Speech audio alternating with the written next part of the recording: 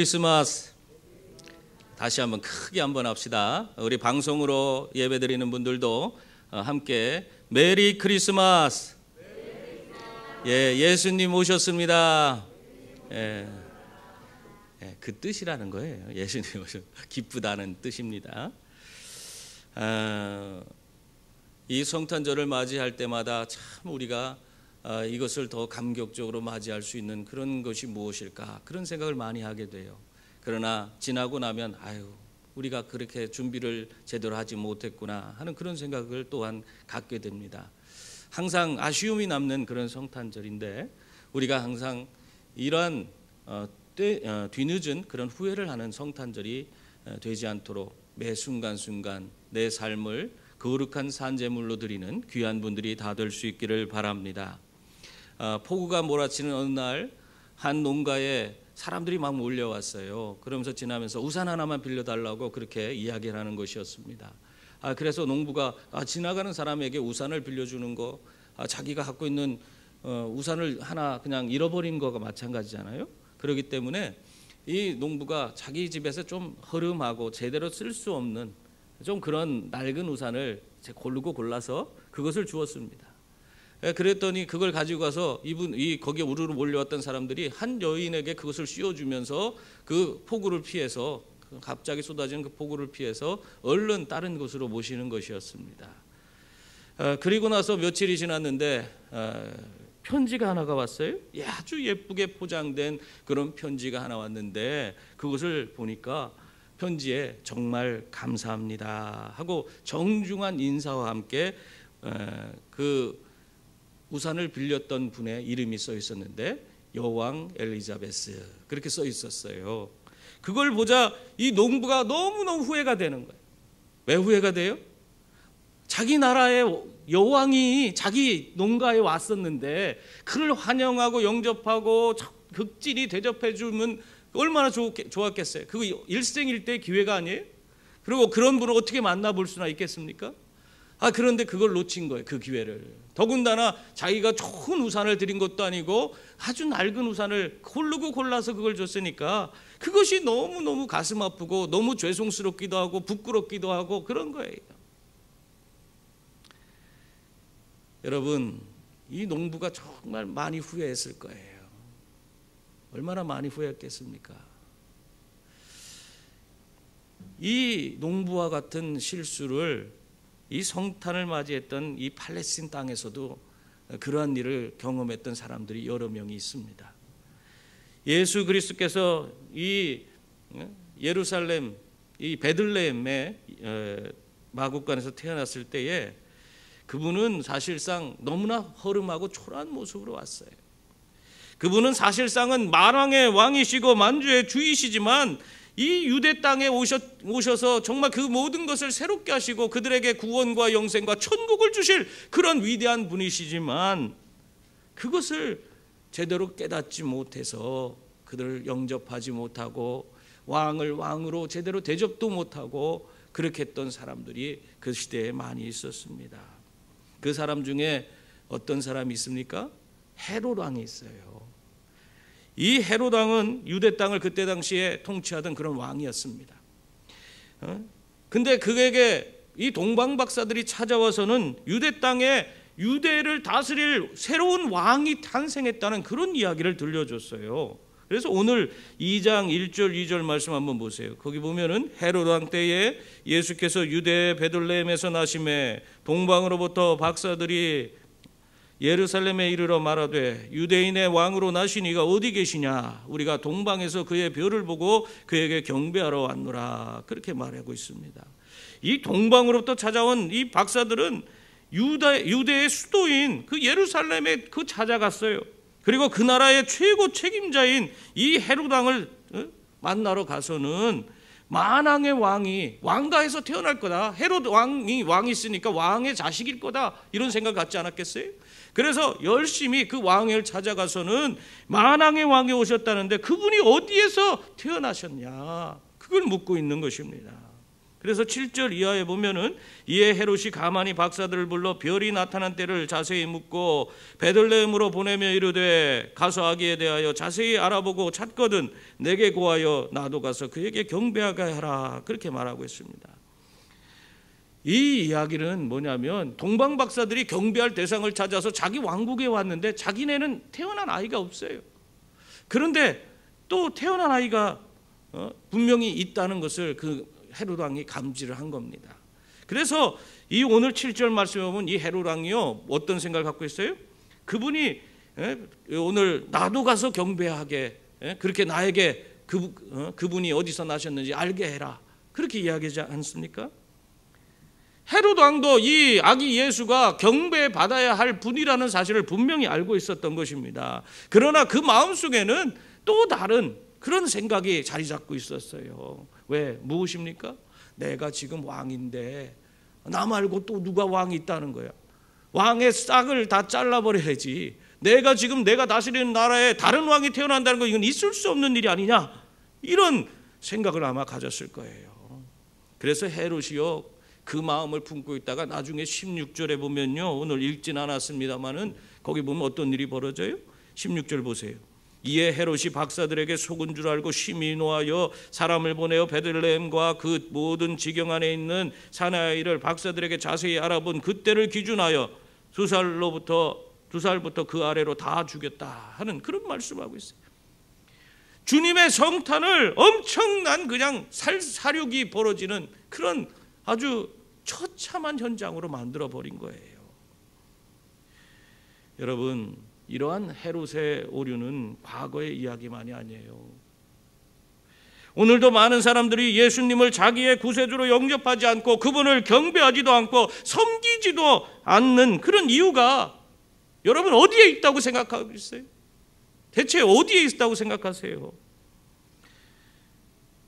헤롯이 그 아기가 메시아인 것 그리고 그분에게 경배해야 한다는 것을 분명히 알고 있었음에도 불구하고 자기가 누리고 있는 이런 모든 것을 빼앗길까 봐 그래서 이 헤롯이 거기 그 자기가 누리고 있는 이 모든 것을 내려놓지 못하기 때문에 오히려 이 아기를 죽이고자 하는 생각을 가졌던 거예요. 여러분, 많은 사람들이 교회를 나오지 않는, 교회 나가자 하면은 안 간다 하는 이유가 무엇입니까? 여러분 전도해 본 사람들은 많이 경험할 거예요. 그 사람들의 이유가 뭐냐면 그 중에 하나가 시간 낭비라고 생각해요. 자신의 교회 나가게 되면은 자기가 시간을 빼앗긴다고 생각하기 때문에 그런 시간을 내가 할애할 그런 여유가 없다고 생각을 합니다. 그래서 그 사람들은 우리들이 매주마다 주님 앞에 나가서 예배하는 것을 아주 굉장한 일로 여겨요. 어떻게 그럴 수 있냐고, 어떻게 너 쉴 시간에 쉬지도 못하고 교회 가서 그렇게 하루 종일 살 수 있냐, 그런 얘기를 하는 것을 들을 수가 있어요. 뿐만 아니라 우리가 그 앞에다 또 하나님 앞에 헌금하는 그런 모든 그런 것을 그들이 보면서 다 그 돈 벌어다가 거기다 갖다 바친다고, 재물의 낭비로 그렇게 생각을 하고 있는 거예요. 그래서 교회 나오기 싫다고 합니다. 만약에 아내가 예수를 믿으면 아내를 예수께 빼앗긴다고 그렇게 생각을 해요. 예수님을 경쟁자로 여기는 거예요, 남편이. 그래갖고 그런 생각을 갖고 있는 거예요. 그래서 아내가 신앙생활 잘하지 못하도록 그냥 오히려 교회 가는 것을 방해하고 억지를 쓰고 그렇게 하는 경우가 얼마나 많습니까? 이런 마음, 이런 사람의 마음, 이것이 헤롯과 같은 그런 마음인 것입니다. 이것이 우리의 삶 속에, 우리의 마음 속에 흘러가고 있어요, 지금도. 여러분, 이 헤롯 왕과 똑같은 그런 마음 때문에 오늘도 우리는 예수 그리스도를 만나지 못하고 예배당 문턱만 드나드는 그런 사람이 얼마나 많은 줄 아십니까? 우리는 이 헤롯 왕처럼 우리 안에 자리 잡고 있는 이 이기심의 정체를 주목하고 헤롯의 비극을 경험하지 않는 그런 분들이 다 될 수 있기를 바랍니다. 또 다른 사람이 있어요. 예수님을 정말 만나서 그 은혜 가운데 있을 수 있었던 사람인데 그렇지 못한 사람이 또 있어요. 누구냐? 그 당시 종교적인 대표자라고 할 수 있는 서기관입니다. 이 헤롯 왕은 동방 박사들의 말을 들었을 때에, 동방 박사가 와서 왕이 어디에서 탄생했냐 그 얘기를 들었을 때에 그것을 서기관들에게 자문을 구했습니다. 그때 4절 말씀에 뭐라고 했어요? 왕이 모든 대제사장과 백성의 서기관들을 모아 그리스도가 어디서 나겠느냐 그렇게 물었다 하고 이렇게 성경에 기록되어 있죠. 그것을 그들이 듣고는 대답도 해요. 어디에서 태어난다고 그랬어요? 5절 보면은 이르되 유대 베들레헴이오니 이는 선지자로 이렇게 기록된 바. 그러니까 그 밑에는 여러분이 읽어보세요. 근데 여기서 유대 베들레헴의 성경에 기록되어 있다. 이 땅에 메시아로 오실 분, 이 땅에 만왕의 왕 만주의 주로 오실 분은 유대 땅 베들레헴에서 태어나신다 하는 성경의 예언을 누구보다도 잘 알고 있었던 사람들이 이 대제사장과 서기관들이었어요. 이들이 얼마나 성경을 정확하게 잘 알고 있습니까? 아마 우리는 그때 이 성경이 있어도 그 얘기를 찾지도 못했을 거예요. 어디에서 태어나냐? 그거 잘 모르겠다고 그렇게밖에 얘기할 수 없을 거예요. 근데 그 사람들은 그것을 다 기억하고 정확하게 베들레헴에 태어난다 하는 것을 알고 있었습니다. 그런데 이 예수 그리스도의 탄생을 축하하러 온 그런 사람들 가운데요, 서기관이나 대제사장이 있었습니까? 없었어요. 이 서기관이나 대제사장들은 아기 예수를 분명히 아기 예수께 경배하러 온 동방 박사들을 다 만났음에도 불구하고 그들은 예수님을 찾지 않고 있습니다. 왜 그럴까요? 지식적으로만 예수를 알기 때문에 그래요. 신앙생활 하다 보면요, 우리가 성경적인 지식이 얼마나 많이 자라갑니까? 그냥 주소들은 풍월만 해도 그냥 내가 10년 들으면은 3년이면 서당계가 풍월을 읊는다고 그런 얘기 하는데, 우리가 예수 그리스도에 대한 얘기를 얼마나 많이 들었어요. 10년 들은 사람, 20년 들은 사람, 30년 들은 사람, 40년, 50년 들은 사람 이 자리에 있다고요. 그러니까 예수 그리스도에 대한 기독교적인 그런 지식은 우리가 신앙생활을 하면 할수록 점점 늘어나게 되어 있습니다. 그리고 하나님이 살아계시고 예수님이 우리를 구원해 주시는 구원자라는 그런 것, 또 이 성경이 그 모든 것을 우리에게 밝히고 있다는 사실 다 알고 있어요. 그런데도 많은 사람이요, 아는 것으로만 그칠 때가 많아요. 그냥 알고만 있지 그것이 나와 어떤 연관이 있는지를 몰라요. 실제적으로 경험으로 알질 못해요. 그냥 이론적으로는 예수님이 오셔서 우리의 죄를 해결해 줬다, 그런 건 주워 들어갖고 다 알아요. 근데 그것이 나와 어떤 연관이 있고 그 속에서 내 삶이 어떻게 변화되었고 그분의 은혜가 얼마나 큰 것인지 그것에 대해서 실제적으로 경험으로 아는 사람들이 많지 않다는 것입니다.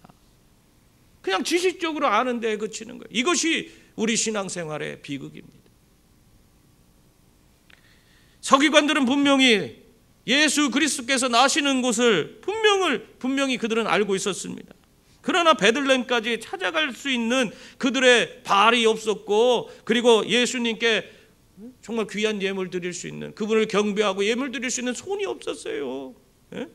손도 없고 발도 없고 머리만 있는 단순한 지식적인 신앙만이 그들에게 있었던 것입니다. 이것이 이들의 비극이에요. 예수님을 만나지 못하게 된 그 비극입니다. 여러분, 오늘 우리 가운데 이런 분은 안 계십니까? 야고보 2장 19절에 내가 하나님은 한 분이신 줄 믿느냐? 잘하는도다.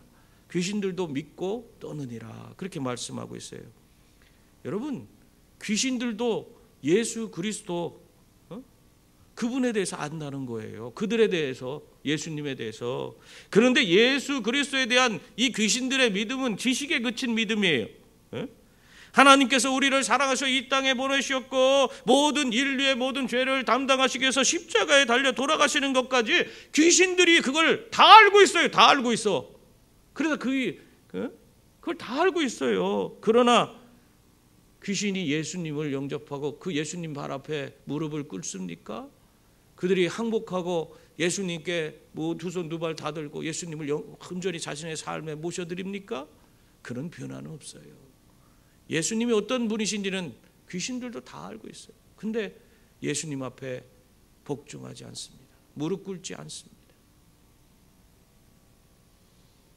여러분, 우리들의 신앙은 예수님 앞에 우리가 항복하는 것부터 시작하는 거예요. 항복하지 않으면 우리는 신앙을 받아들일 수 없어요.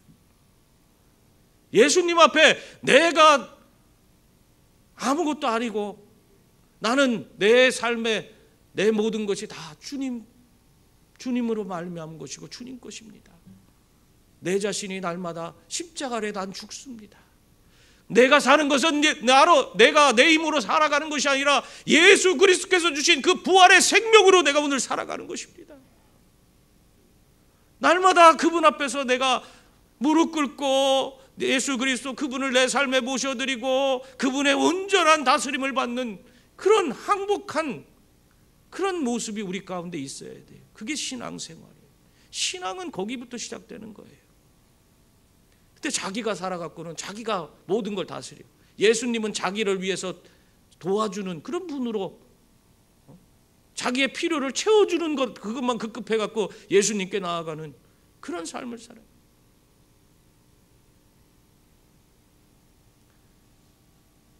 우리가 예수님을 위해서 죽기를 각오합니까?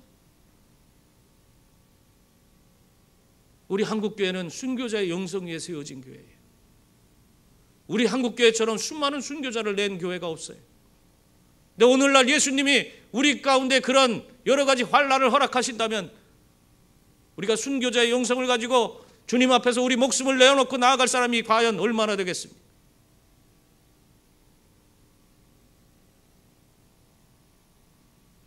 그저 자기들 양심에 거리끼는 것만 제거해달라고 그냥 당연히 내가 오늘 예배에 나오지 않아도 괜찮다 이런 마음을 편하게 먹을 수 있도록 해달라고 그런 아구성만 치지,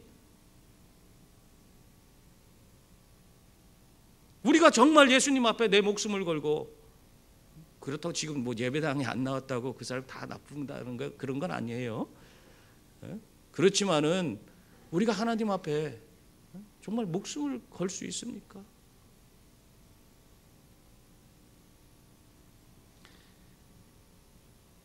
여러분, 나는 죄인입니다.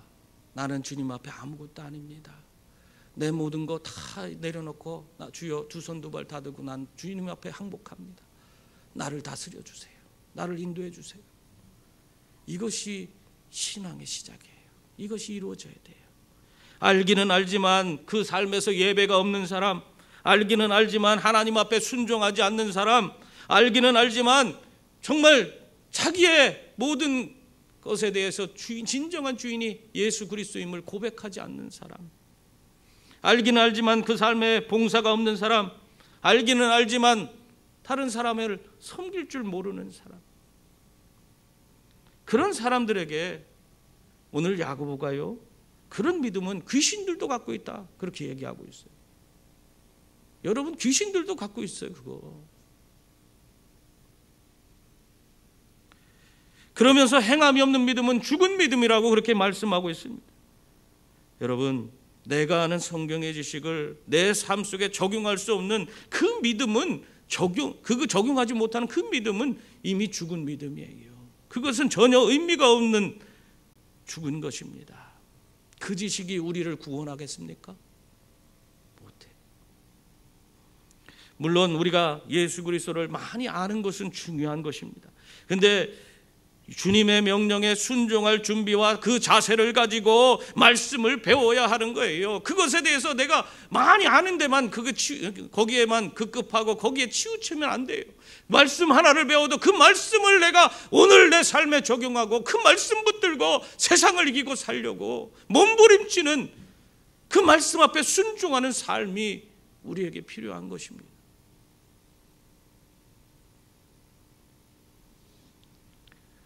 알기는 알았지만 주님을 만나지 못했던 이 서기관, 이 종교인들의 비극을 여러분 기억하시기 바랍니다.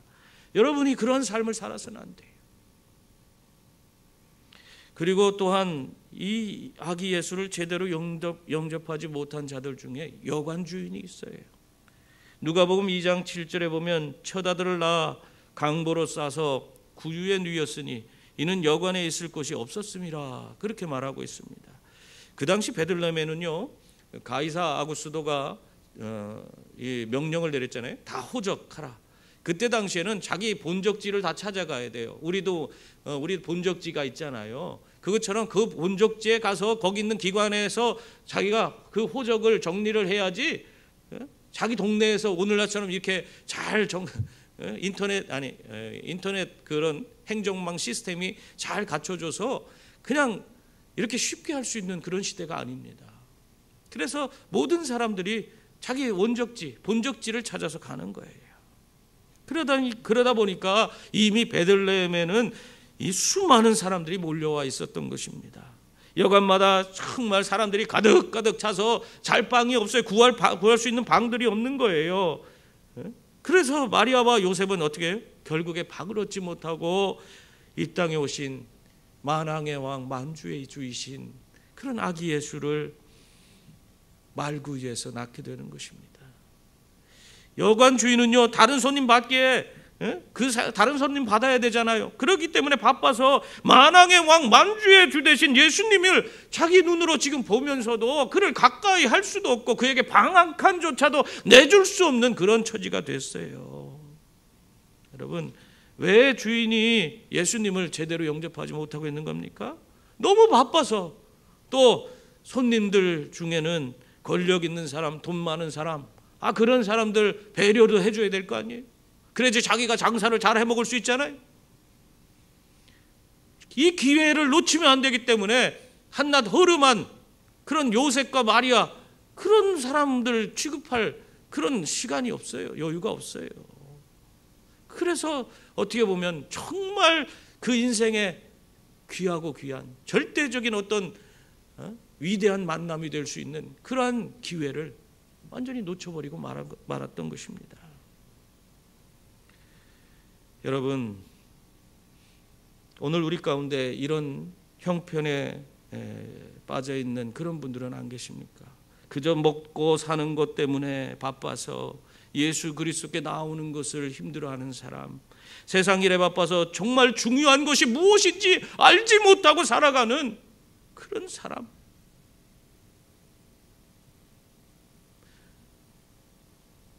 우리가 그런 경우가 많잖아요. 아이들 공부하라고 학원 가라고 예배 다 빼먹게 하고, 우리가 직장 뭐 있다고 하면은 하나님 앞에 예배 드리는 거 다 제끼고 직장 가고, 우리 그렇잖아요. 정말 중요한 것을 잊고 사는 그런 사람이 됐을 때에 그 인생에 이렇게 정말 어떻게 보면 귀한 아기 예수를 맞이할 수 있는 그런 기회가 왔는데도 그걸 놓치고 마는 그런 일이 벌어지는 겁니다. 그것이 그 인생의 큰 비극이 되는 거예요. 여러분, 우리의 생명이 끝나는 그 순간, 내 목숨이 영혼을 향해서 떠나가는 그 순간, 그때까지 우리가 다 돈을 붙들고 그걸 가지고 갈 수 있을 것 같아요? 갖고 가지 못해요. 권력이 무슨 소용이 있습니까? 죽는데 지금 내가 이 세상을 떠나는데 내가 권력을 쥐고 있으면 그거 뭐 할 거예요? 아무것도 아니에요.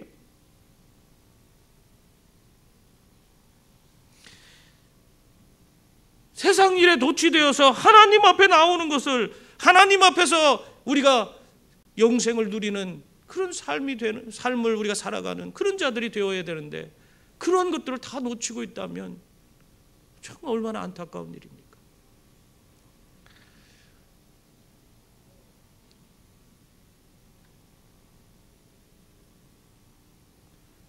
여러분, 올해도 이제 며칠 안 남았습니다. 내 영혼이 하나님 앞에서 지금 어떤 모습으로 만들어져 가고 있는지 내 자신을 한번 올해 마지막 시간, 요 남은 짧은 기간 동안 자기를 점검하는 그런 분들이 다 될 수 있기를 바랍니다. 이 세상 끝날 때 나는 저 영원한 순간 하나님 앞에서 어떤 모습으로 설 것인가 한번 상상해 보시길 바랍니다. 그러므로 성도님들, 우리는 첫 번째 성탄을 놓쳐버린 이 사람들처럼 되지 않기를 바랍니다. 우리 가운데 헤롯 왕의 얼굴을 닮은 사람이 없기를 바랍니다. 서기관처럼 성경은 알지만 아는 것에서 그치고 사는 그런 어리석은 자가 되지 않기를 바랍니다. 또 여관 주인처럼 더 중요한 것, 세상 일에 바빠서 더 중요한 것을 놓치는 그런 안타까운 그런 삶을 사는 자들이 없기를 바랍니다. 오히려 우리들은 이 성탄에 우리 가운데 오신 주님을 기억하고 정말 주님의 그 놀라운 은혜와 사랑을 가지고 이웃에게 나아가서 주님이 이 땅에 오셔서 우리에게 베풀어 주신 그 은혜를 더 널리 알리고 전할 수 있는 그런 분들이 다 될 수 있기를 바랍니다. 주님이 우리를 위해서 세상에 오신 이날 우리 영혼 깊은 곳에서 우러나오는 기쁨과 설레임을 가지고 주님을 찬송하고 영광 돌리는 우리 모두가 될 수 있기를 주님의 이름으로 축원합니다. 기도하겠습니다.